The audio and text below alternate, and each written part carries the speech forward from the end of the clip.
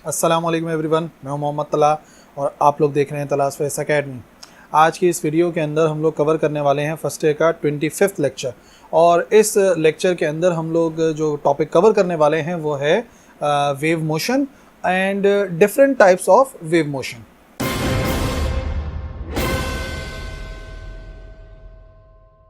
So let's start with the definition of wave motion. So wave motion क्या है? The mechanism by which energy transfers from one point to another is known as wave motion. देखो वो तरीक़ेकार जिससे energy एक जगह से दूसरी जगह ट्रैवल करती है, ट्रांसफ़र होती है, उसे कहते हैं wave motion. Wave motion is the form of disturbance. Actually वो एक डिस्टर्बेंस की फॉर्म है, एक शक्ल है which travels through a medium due to periodic motion of particles. और ऐसा कब होता है? जब वो ट्रैवल करती है through a medium due to periodic motion of particle. जो पार्टिकल्स हैं वो पीरियोडिक मोशन करते हैं of the medium about their mean positions. So वो जो पॉइंट होते हैं मीडियम के जो पार्टिकल्स होते हैं वो वाइब्रेट करते हैं, यानी कि पीरियोडिक मोशन करते हैं अबाउट देयर मीन पोजीशन। तो उस तरीके से वेव एक जगह से दूसरी जगह ट्रैवल करती है, ठीक है, जिसकी बहुत सारी एग्जांपल्स हैं। जिसकी पहली एग्जांपल हो सकती है, अगर पानी के अंदर एक पत्थर को ड्रॉप किया जाए तो आप देखोगे कि एक डिस्टर्बेंस प्रोड्यूस होगी उस पानी के अंदर, जिसकी वजह से वो जो डिस्टर्बेंस है वो आगे ट्रैवल करेगी और आगे वाले पानी को मूव कराएगी। तो जो स्टोन की काइनेटिक एनर्जी थी उसका आगे शिफ्ट हो जाना, आगे मूव कर जाना, आगे ट्रांसफ़र हो जाना, उसी को हम कहते हैं वेव मोशन। या फिर रस्सी को मूव कराना। अगर हम रस्सी के ऊपर फोर्स अप्लाई करते हैं तो हम ये देखते हैं कि जैसे ही हमने रस्सी के ऊपर फोर्स अप्लाई करी तो वो डिस्टर्बेंस एक पॉइंट से लेकर दूसरे पॉइंट तक चली जाएगी, यानी कि जो हाथ की काइनेटिक एनर्जी है वो आगे ट्रैवल करेगी। और अगर रस्सी का दूसरा सिरा किसी शख्स के हाथ में है तो वो उसके पास भी ट्रांसफ़र हो सकती है, ठीक है। तो इसी को कहते हैं वेव मोशन, वेव के आगे बढ़ने का तरीका। जिसकी तीसरी मिसाल हो सकती है साउंड का आगे बढ़ना। देखो, जब हम बोलते हैं तो हमारा जो वोकल कॉर्ड है वो वाइब्रेट करता है और उसी वाइब्रेशन की वजह से जो हमारे करीब एयर है वो उसमें डिस्टर्बेंस प्रोड्यूस होती है और वो डिस्टर्बेंस आगे की तरफ बढ़ती है और बढ़ते बढ़ते बढ़ते बढ़ते पार्टिकल, वो आखिरी पार्टिकल जो हमारे एयर ड्रम के करीब होता है वो उस एयर ड्रम को वाइब्रेट कराता है, तो हम साउंड को सुनते हैं। तो इस तरीके से एनर्जी एक जगह से दूसरी जगह ट्रांसफ़र हो सकती है।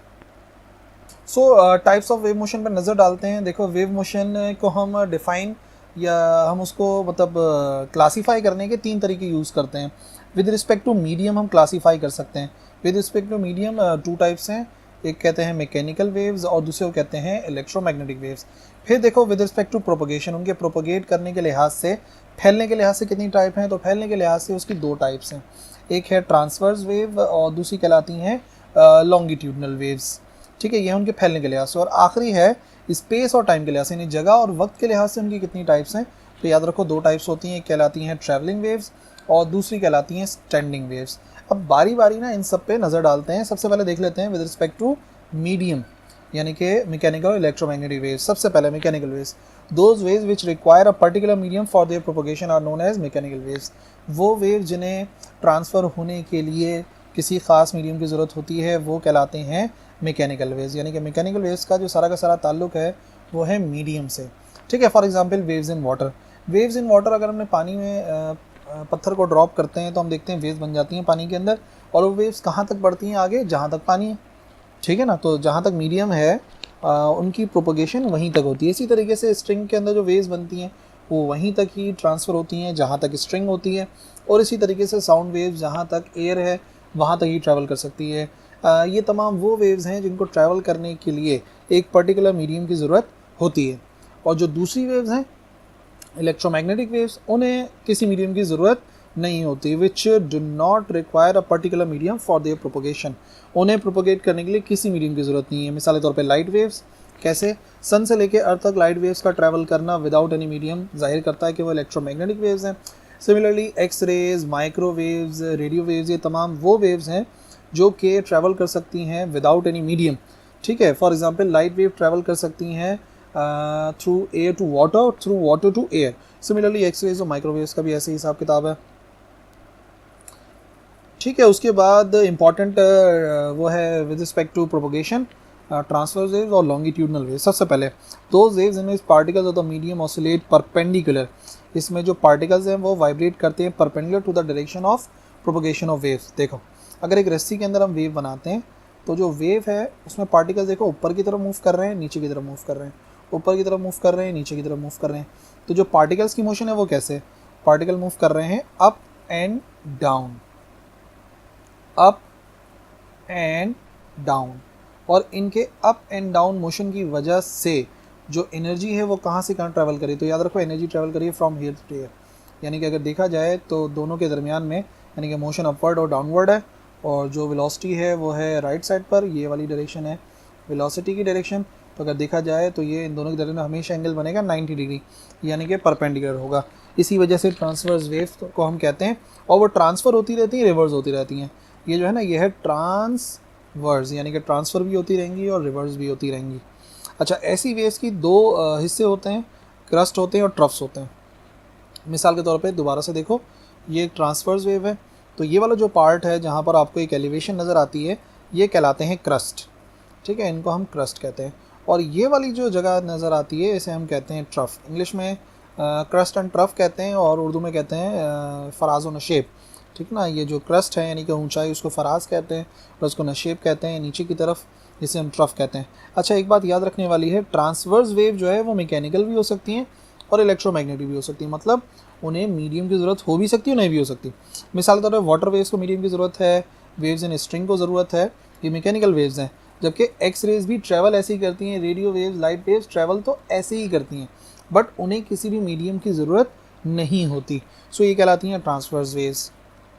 और जो दूसरी टाइप है वो है लॉन्गिट्यूडनल वेव्स, और ये वो वेव्स हैं जिनमें पार्टिकल्स ऑफ मीडियम ऑसिलेट करते हैं parallel to the direction of propagation of waves, ठीक है। जैसे कि फॉर एग्जांपल एक स्ट्रेच्ड स्प्रिंग के अंदर हो सकता है, ठीक है, या फिर मिसाल के तौर पे देखो मैं बताता हूँ, अगर एयर के मॉलिक्यूल्स अरेंज हैं कुछ इस तरीके से, ठीक है, तो क्या होता है जब हम वाइब्रेट कराते हैं तो ये वाला मॉलिक्यूल अपनी पोजीशन को चेंज करता है, ठीक है, यहाँ पे जाकर इससे टकराता है, टकराने के बाद ऐसी एक केस आएगा, ये वाला मॉलिक्यूल इससे टकराएगा, ठीक है, और ये मॉलिक्यूल फ़िलहाल अपनी ही जगह पर है। फिर क्या होगा, ये वाला जो मॉलिक्यूल है ये टकरा कर वापस जाएगा, ठीक है, इसने कहाँ मूव करा, इसने मूव किया आगे और पीछे, नतीजे में इसकी फ़ोर्स की वजह से ये वाला मॉलिक्यूल आगे जाएगा और इससे जाके टकराएगा।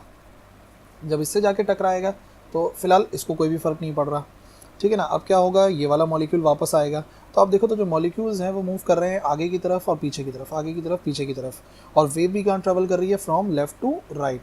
ये है direction of velocity of wave, ठीक है। और ऐसी वेव जो कंसिस्ट करती हैं, ये साउंड वेव्स की एग्जांपल है, देखो साउंड वेव्स के अंदर भी पार्टिकल्स बिल्कुल इसी तरीके से मूव कर रहे होते हैं। अच्छा, ये जो वेव्स हैं वो कंसिस्ट करती हैं कंप्रेशंस पे, जहाँ पे मॉलिक्यूल्स करीब करीब आते हैं। फॉर एग्जांपल ये जो नज़र आ रहा है एरिया, ये नज़र आ रहा है कंप्रेशन का, और दूसरा जो हिस्सा है वो है एलोंगेशन, खिंचाव, जिसे हम कहते हैं रेयरफेक्शन, जहाँ पे पार्टिकल्स एक दूसरे से दूर होते हैं, यानी कि ये वाला जो पॉइंट है ये शो कर रहा है रेयरफेक्शंस को। अच्छा, ये वेव्स प्रोड्यूस होती हैं इलास्टिक मटेरियल्स में, लाइक गैसेस एंड स्प्रिंग्स, और these waves are produce due to high and low pressure zones. तो हाई और लो प्रेशर जोन्स होते हैं, इस वजह से ये प्रोड्यूस होती हैं, और इनके एग्जांपल हैं साउंड वेव्स और सेस्मिक जितनी वेव्स हैं वो सब की सब होंगी, या स्प्रिंग के अंदर जो वेव्स प्रोड्यूस करवा सकते हैं हम वो भी लॉन्गिट्यूडनल वेव्स ही हैं, सिर्फ और सिर्फ लंबाई में होती हैं, इसी वजह से इन्हें कहते हैं लॉन्गिट्यूडनल। ये जो लॉन्गिट्यूडनल का लॉन्ग आ रहा है लंबाई को जाहिर कर रहा है।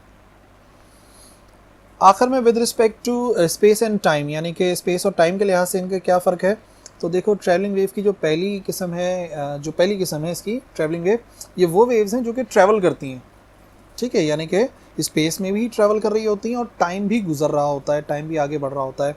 In case of travelling wave all the particles of medium vibrate simple harmonically, ठीक है, सिंपल हार्मोनिक मोशन करते हैं with the frequency equal to the frequency of vibration. जाहिर सी बात है कोई सोर्स होगी जो उसे वाइब्रेट कराएगी, उसी लिहाज से वो वाइब्रेट करते रहते हैं, ठीक है। और ट्रैवलिंग वेव में देखो एक और बात समझने वाली है, travelling wave can be produce in a medium by disturbing its one end, एक एंड को डिस्टर्ब करते हैं। मैथमेटिकली हम लिखते हैं कि जो वेव है जैसे वाई से शो कर रहे हैं वो है फंक्शन ऑफ डिस्प्लेसमेंट, डिस्प्लेसमेंट का फंक्शन है। वाई किसको शो कर रहा है, वाई शो कर रहा है उसके वाई एक्सिस की वैल्यू को, जो कि डिपेंड कर रही है उसके एक्स एक्सिस की वैल्यू पे, यानी कि पार्टिकल यहाँ होगा, इतना ऊपर होगा, इतना ऊपर होगा, या फिर नीचे आएगा या फिर नीचे की तरफ आएगा, किसी भी वेव के बनने में वो जाहिर कर रहा होता है उसके एक्स एक्सिस के फासले पर, यानी कि जो वाई एक्सिस का डिस्टेंस है ऊपर या नीचे की तरफ जाना, वो डिपेंड कर रहा है उसके एक्स एक्सिस के डिस्टेंस पर, ठीक है। As we know that when the wave travel through a medium then its position changes with respect to time also, ठीक है, टाइम के लिहाज से भी चेंज आता है। तो अगर लोकेशन देखनी है तो हम कह सकते हैं कि एक ऐसी वेव है जो कि फंक्शन है किसका, एक्स का और टाइम का। फंक्शन से मुराद ये है कि वो डिपेंड किस पर कर रही है, वो पोजीशन यानी कि स्पेस पे भी डिपेंड कर रही है और किस पर डिपेंड कर रही है, टाइम पे भी डिपेंड कर रही है। और ये जो लिखा है y इक्वल टू एफ और x, टी, ये कहलाता है wave function. Travelling wave moving along positive x axis, उसे हम कहते हैं y equal to x minus v t कह सकते हैं, और जो ट्रैवल कर रही होगी नेगेटिव एक्स एक्सिस में वो हो जाएगा x प्लस वी टी। ठीक है, ये कहाँ से आ रहा है, तो याद रखो जो डिस्टेंस कवर हो रहा होता है उसके अंदर ये x माइनस वी टी कितनी उसकी स्पीड है, उस डिस्टेंस को माइनस करना पड़ेगा, क्यों पता है s बराबर होता है वी टी के। और इसी तरीके से अगर वो जा रही होगी नेगेटिव एक्स एक्सिस में तो उसी को हम ऐड कर देंगे। नाउ स्टेशनरी और स्टैंडिंग वेव्स, ये वो वेव्स हैं जो कि फॉर्म होती हैं overlapping of two travelling waves of the same amplitude and frequency. Amplitude का सेम होना ज़रूरी है और फ्रीक्वेंसी का सेम होना ज़रूरी है, और ट्रैवल कर रही हैं अपोजिट डायरेक्शन के अंदर, तो बन जाती हैं स्टेशनरी वेव्स। और इन वेव्स की खास बात यह है कि ये फंक्शन होती हैं टाइम का, लेकिन स्पेस का नहीं, डिस्टेंस ट्रैवल नहीं करती। मिसाल के तौर पर देखो, दो पॉइंट्स के दरमियान में एक स्ट्रेच्ड स्ट्रिंग है, ठीक है, उसको मैंने मूव कराया तो आप देखोगे उसके अंदर एक वेव ट्रैवल करेगी, यहाँ से वेव ट्रैवल करेगी करते करते यहाँ पे आके टकराएगी, यहाँ से रिफ्लेक्ट होने के बाद सेम एम्पलीट्यूड और सेम फ्रीक्वेंसी के साथ वापस आएगी, लेकिन ऑपोजिट डायरेक्शन में। तो आप देखोगे यहाँ पर एक वेव बनेगी जो यहीं के यहीं पर बनी रहेगी। जो स्ट्रिंग है वो मूव करती रहेगी अप एंड डाउन, बट वो स्पेस ट्रैवल नहीं करेगी, डिस्टेंस ट्रैवल नहीं करेगी, सिर्फ और सिर्फ टाइम गुजर रहा होगा। तो ऐसी वेव्स को कहते हैं स्टेशनरी वेव्स और स्टैंडिंग वेव्स, क्योंकि एक ही जगह पे रहती हैं लेकिन मूव करती रहती हैं। तो एनर्जी तो है ना, एनर्जी की वजह से ही मूव कर रही हैं, इस वजह से वेव्स तो हैं, बट क्योंकि वो स्पेस का फंक्शन नहीं है ना, स्पेस का फंक्शन नहीं है, इस वजह से उन्हें स्टेशनरी या स्टैंडिंग वेव्स कहा जाता है। That's it. एक थ्योरेटिकल टॉपिक है, आमतौर पे किसी न किसी लॉन्ग क्वेश्चन के साथ जुड़ा होता है। सो आपको डेफिनेशंस याद रखनी है कि किस लिहाज से कितनी टाइप्स ऑफ वेव्स हैं, जैसे कि मैंने लेक्चर में बताया। अगर कोई भी कन्फ्यूजन है you can ask in the comment section, मैं इंशाल्लाह रिप्लाई करूँगा। इस वीडियो के लिए इतना ही है, अगले लेक्चर मिलेंगे। अल्लाह हाफ़िज़।